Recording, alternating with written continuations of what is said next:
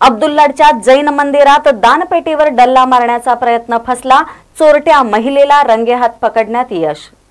अब्दुल्लाट येथील जैन मंदिरात लोखंडी बारच्या सहाय्याने दानपेटी फोडून दानपेटीतील रकमेवर डल्ला मारण्याचा प्रयत्न करणारी चोरटी महिला एका महिलेच्या सतर्कतेमुळे रंगेहात सापडली।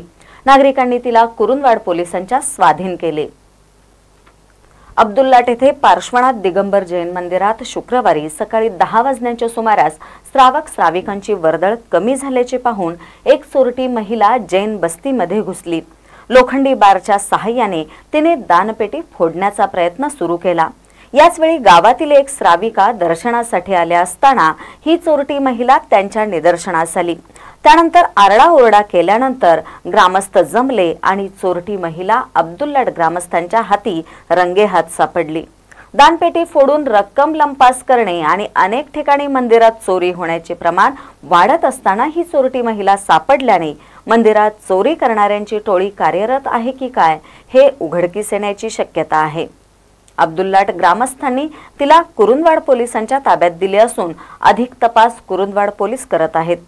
महान कार्य न्यूजसाठी अब्दुल्लाटहून मोहन जमादार।